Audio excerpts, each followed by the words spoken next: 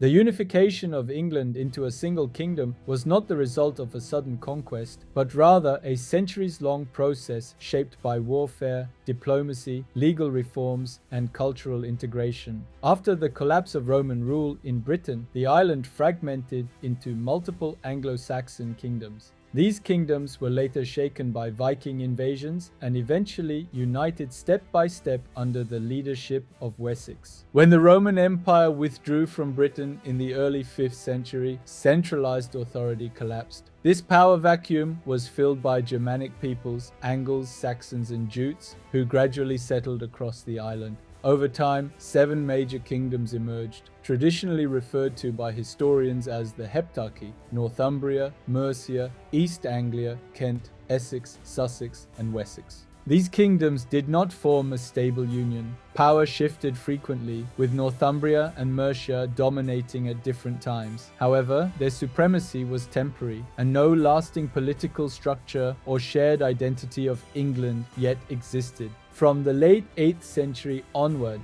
Viking raids dramatically altered the Anglo-Saxon world. What began as seasonal plundering evolved in the 9th century into permanent settlement and political control. The arrival of the Great Heathen Army led to the conquest of large parts of northern and eastern England.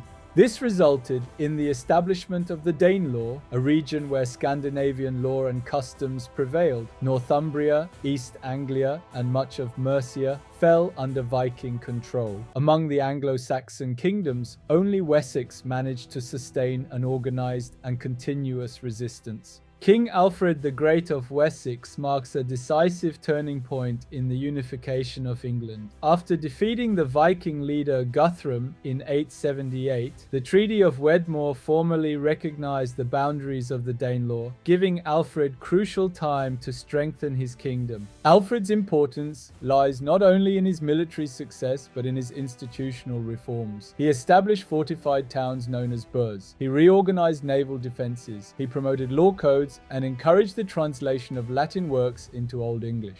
Through these reforms, Wessex became not just a military power, but an administrative and cultural centre. Alfred never claimed the title King of the English, but he laid the foundations for that idea. Alfred's son, Edward the Elder, continued this process by gradually reclaiming territories within the Danelaw. These campaigns were not simply acts of conquest. Viking settlers were not expelled en masse. Instead, they were incorporated through oaths of loyalty and local autonomy. The culmination of this process came under Alfred's grandson, Aethelstan. In 927, after gaining control of Northumbria, Aethelstan became the first ruler to govern all of England. His victory at the Battle of Brunanburh in 937 against a coalition of Scots and Viking allies was celebrated in contemporary chronicles as the birth of the English nation. Aethelstan also relied heavily on diplomacy. He forged marriage alliances with continental European rulers. He standardized coinage and legal practices. He styled himself Rex Anglorum, King of the English. By the late 10th century, Viking pressure intensified once again, this time from organized Danish kingdoms. In 1016, the Danish king Knut the Great seized the English throne. Surprisingly, Knut's rule proved stable. He preserved Anglo-Saxon institutions and governed in cooperation with local elites. His reign demonstrated that England had become a coherent political unit, one that could be ruled as a single kingdom regardless of the ruler's ethnic origin. The year 1066 marks one of the most dramatic turning points in English history. Following a succession crisis, William the Conqueror, Duke of Normandy, defeated King Harold at the Battle of Hastings and claimed the English throne. The Norman conquest did not undo England's unity. Instead, it solidified it through permanent institutions. The feudal system was imposed across the realm. The Domesday Book recorded landholding and population.